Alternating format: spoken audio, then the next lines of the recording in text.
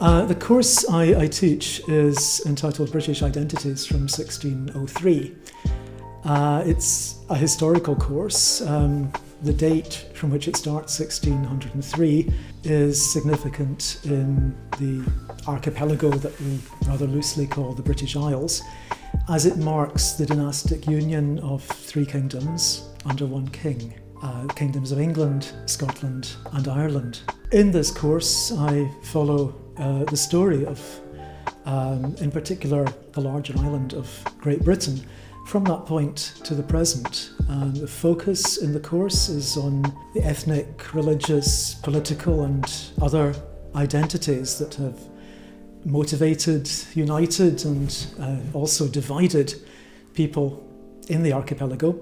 Mainly, as I say, looking at Great Britain, England, Scotland and Wales, as Ireland is covered in a separate course in the Master's programme. But at the same time, it's impossible to ignore relations between Ireland and Great Britain during this period of 400 years covered by the course, and to look in particular at how it was that the entire archipelago of the British Isles could for a time, for more than 100 years, be one state, but never really became one nation.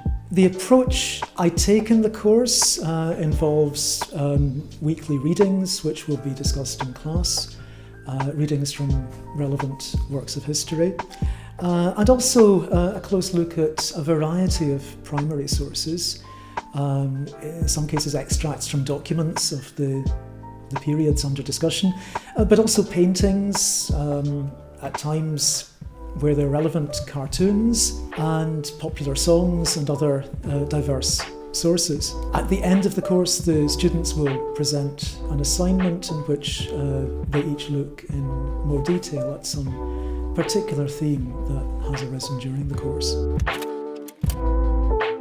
I would say for two reasons. I think in the first place it's important for anyone who's interested in the present day British Isles to have a sense historically of where they have come from in past centuries, how the two states that at present exist, the United Kingdom and Ireland, how these came to be, and indeed why at present there are those, and in fact a considerable number of people, who think, and in some cases wish, for the United Kingdom to further divide again. I think more generally the course is of value as a case study in how various forms of group identity can bring together diverse people in a national construction over the centuries, bring some people together while at the same time excluding others.